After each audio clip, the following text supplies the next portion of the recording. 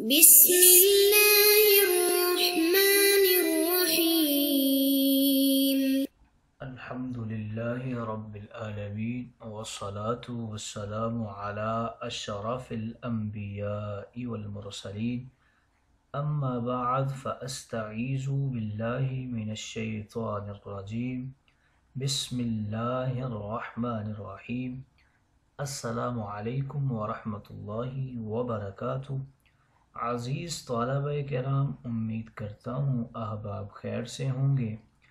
انشاءاللہ آج ہم تفسیر جلالین کے درس نمبر 243 میں سپارہ نمبر 19 سے سورہ فرقان کی منتخب کردہ آیات 59 سے لے کر 60 تک پڑھنے کی سعادت حاصل کریں گے، جن میں کلام باری تعالی و کلام مفسر کا ترجمہ ہوگا۔ کلام مفسر کی تشریح و توضیح کرنے کی سعادت حاصل کریں گے۔ تو آئیے طلبہ کرام بلا تاخیر بڑھتے ہیں اپنے آج کے درس کی طرف۔ بسم اللہ الرحمن الرحیم۔ رب تعالی نے ارشاد فرمایا، الذی خلق السماوات والارض وما بینہما فی 6 ایام ثم استوى علی العرش الرحمن فاسأل به خبیرا۔ اور وہ ذات ایسی ہے جس نے آسمانوں اور زمینوں کو اور جو کچھ ان کے مابین ہے، ہر چیز کو 6 دن کے اندر پیدا کیا ہے، دنیا کے دنوں کے حساب سے، یعنی ان کی مقدار میں، اس لیے کہ اس وقت سورج تو نہیں تھا۔ اگر وہ چاہتا تو ان کو ایک لمحہ کے اندر بھی پیدا کر سکتا تھا، اور یہ کیوں نہیں کیا تو اس کی وجہ بتا رہے ہیں، بل عدول عنہ لتعلیم خلقہ التثبت، ایک لمحہ کے اندر پیدا نہ کرنا اپنی مخلوق کو جلدی نہ کرنے اور نرمی کی تعلیم دینے کے لیے تھا۔ ثم استوى علی العرش، پھر اس ذات مبارکہ و مقدسہ نے اپنی شایان شان عرش شاہی کے اوپر استوا فرمایا۔ عرش لغت کے اندر تخت شاہی کو کہتے ہیں۔ الرحمن، وہ رحمان ہے۔ بتا رہے ہیں کہ استوا کی ضمیر سے رحمان بدل واقع ہو رہا ہے، اور استوا سے وہ استوا مراد ہے جو رب تعالی کی شایان شان ہے۔ فاسأل ایھا الانسان بہ، آپ رحمان کی شان کے بارے میں کسی خبردار اور واقف کار سے دریافت کیجیے، وہ آپ کو اس کی صفات کے بارے میں بتائے گا۔ وَإِذَا قِيلَ لَهُمْ لِكُفَّارِ مَكَّةَ، اور جب کفار مکہ سے کہا جاتا ہے اسجدوا للرحمن، رحمان کو سجدہ کرو، قالوا تو کہتے ہیں وَمَا الرحمن، رحمان کیا چیز ہے؟ أَنَسْجُدُ لِمَا تَأْمُرُونَ، کیا ہم اس کو سجدہ کریں جس کا تو ہمیں حکم دے رہا ہے؟ یہاں پر بتا رہے ہیں کہ یہ یأمرون، یہ یا کے ساتھ بھی اسے پڑھا گیا ہے اور تا کے ساتھ بھی پڑھا گیا ہے، اور اس فعل کا جو فاعل ہیں وہ سید دو عالم کی ذات مقدسہ ہے۔ والآمر محمد ولا نعرفہ، لا، حال یہ ہے کہ ہم اس رحمان کو نہیں جانتے، ہم ایسا نہیں کریں گے۔ وَزَادَهُمْ هَذَا الْقَوْلُ نُفُورًا عَنِ الْإِيمَانِ، اس قول نے ان کو ایمان سے اور زیادہ نفرت کرنے والا بنا دیا ہے۔ آئیے طلبہ کرام ترجمہ کے بعد بڑھتے ہیں آج کے درس کی تشریح و توضیح کی طرف۔ رب تعالی نے ارشاد فرمایا کہ ذات باری تعالی وہ ہے جس نے آسمانوں اور زمینوں کو اور ان کے درمیان سب چیزوں کو 6 دنوں میں پیدا کیا ہے۔ پھر وہ عرش پر جلوہ فرما ہوا اور وہی رحمان ہے، آپ اس کے متعلق کسی خبر رکھنے والے سے پوچھ لیجئے۔ اس آیت مقدسہ میں ظاہر خطاب آپ علیہ الصلاۃ والسلام سے ہے، اور اس سے آپ کا غیر مراد ہیں، کیونکہ آپ تو اس ذات مقدسہ کے مصدق تھے کہ اللہ نے آسمانوں اور زمینوں کو 6 دنوں میں پیدا فرمایا ہے اور عرش پر جلوہ فرما ہے۔ اور اس آیت کا ایک معنی یہ بھی کیا گیا ہے کہ اے انسان، علم کی طلب میں میرے علاوہ کسی اور طرف رجوع نہ کرنا۔ اور جو یہ فرمایا کہ وہ عرش پر جلوہ فرما ہے، اس استواء عرش کے حوالے سے علماء و مفسرین کرام کا کافی اختلاف ہے۔ شیخ ابن تیمیہ کا کہنا ہے کہ اللہ پر ایمان لانے کا تقاضا یہ ہے کہ اللہ نے اپنی کتاب میں جو اپنی صفات بیان کی ہیں اور رسول اللہ نے جو اللہ کی صفات بیان کی ہیں، ان پر بغیر کسی تحریف و تکییف اور تمثیل کے ایمان لایا جائے۔ مطلب یہ کہ ان صفات کی نہ تو کوئی تعبیر کی جائے اور نہ ہی ان کی مخلوق کے ساتھ کوئی مثال دی جائے، بلکہ یہ ایمان رکھا جائے کہ اس کی مثل کوئی چیز نہیں، وہ سمیع ہے، وہ بصیر ہے، اور اللہ نے جس چیز کو خود کے ساتھ موصوف کیا ہے اس کی نفی نہ کی جائے، اور اللہ کے کلمات کو نہ بدلا جائے، اور اس کے اسماء اور آیات کو نہ بدلا جائے، اور نہ ہی ان کا کوئی معنی متعین کیا جائے، اور نہ مخلوق کی صفات سے ان کی مثال دی جائے، کیونکہ اللہ کا کوئی ہم نام ہے، نہ کوئی کفو ہے، نہ کوئی اس کا مثل ہے، نہ نظیر ہے، نہ اس کا مخلوق پر قیاس کیا جائے، کیونکہ اللہ خود اپنے کو اور دوسروں کو زیادہ جاننے والا ہے، اور اسی کا قول سب سے زیادہ سچا ہے۔ پھر اس کے تمام رسول سچے ہیں، بخلاف ان لوگوں کے جو بغیر علم کے اللہ کے متعلق باتیں کرتے ہیں۔ اسی لیے رب تعالیٰ نے فرمایا سبحان ربک رب العزت عما یصفون وسلام علی المرسلین والحمد للہ رب العالمین۔ اور رسولوں کے مخالفین اللہ کی جو صفات بیان کرتے ہیں، اللہ نے ان سے اپنی براءت فرمائی ہے، اور رسولوں نے جو اللہ کی نقص و عیب سے براءت بیان کی تھی اس پر سلام بھیجا ہے۔ اللہ کے لیے سمع اور بصر ثابت ہے، کیونکہ اس نے فرمایا انہ هو السمیع البصیر۔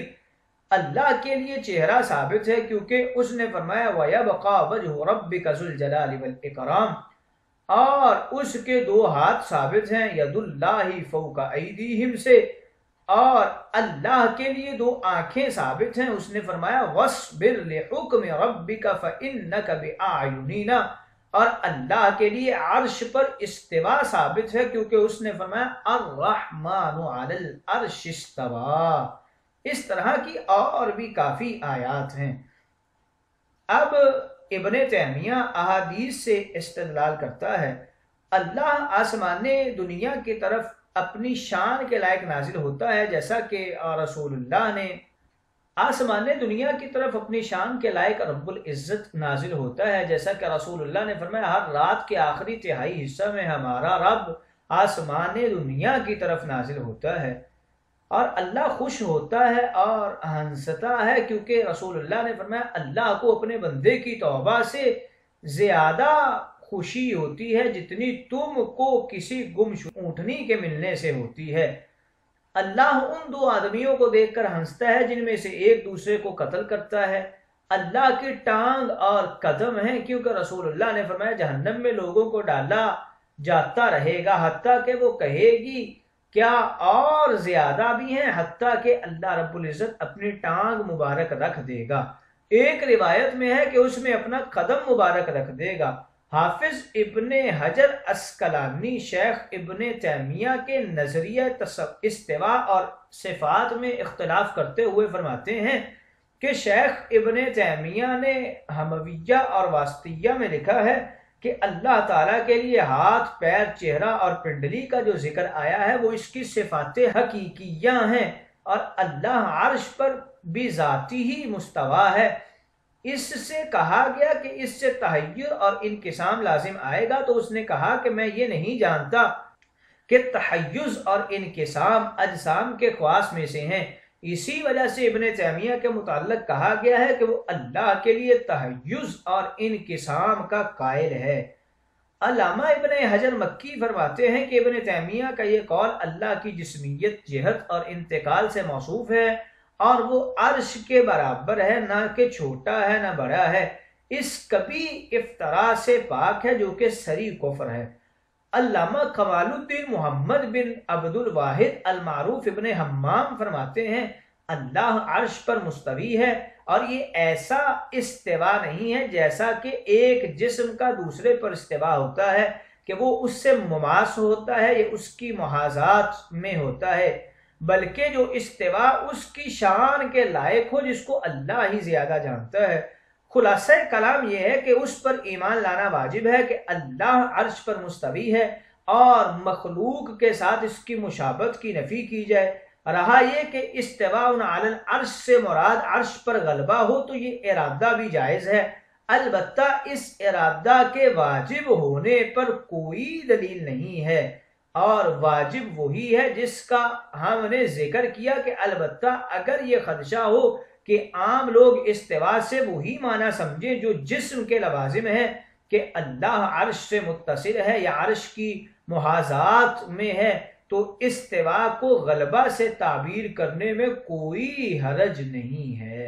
امام مالک نے عمر بن الحکم سے روایت کیا ہے، وہ کہتے ہیں میں نے رسول اللہ سے عرض کیا میری ایک باندھی بکریوں کو چراتی تھی، ایک دن ایک بکری گم ہو گئی، میں نے اس سے اس کے متعلق پوچھا تو اس نے کہا کہ بھیڑیا کھا گیا، مجھے افسوس ہوا، میں بھی آخر انسان ہوں، میں نے اسے تھپڑ مار دیا اور مجھ پر پہلے سے ایک غلام آزاد کرنا تھا، کیا میں اس غلام کی جگہ اس باندھی کو آزاد کر دوں؟ رسول اللہ نے پوچھا اللہ کہاں ہے؟ اس نے جواب دیا کہ آسمان میں۔ آپ نے پوچھا میں کون ہوں؟ اس نے کہا آپ رسول ہیں۔ تب رسول اللہ نے ارشاد فرمایا کہ جاؤ اسے آزاد کر دو۔ گویا اگر لوگوں کی عقلیں استواء سے جسمیت الہ کی طرف منتقل نہ ہوں تو یہ تعبیر کی جا سکتی ہے، لیکن اس پر جزم اور یقین نہیں کرنا چاہیے۔ وَإِذَا قِيلَ لَهُمْ لِكُفَّارِ مَكَّةَ اسْجُدُوا لِلرَّحْمَنِ قَالُوا وَمَا الرَّحْمَنُ أَنَسْجُدُ لِمَا تَأْمُرُونَ، اور جب کہا جاتا ہے ان کفار مکہ سے کہ رحمان کو سجدہ کرو تو آگے سے کہتے ہیں رحمان کون ہے؟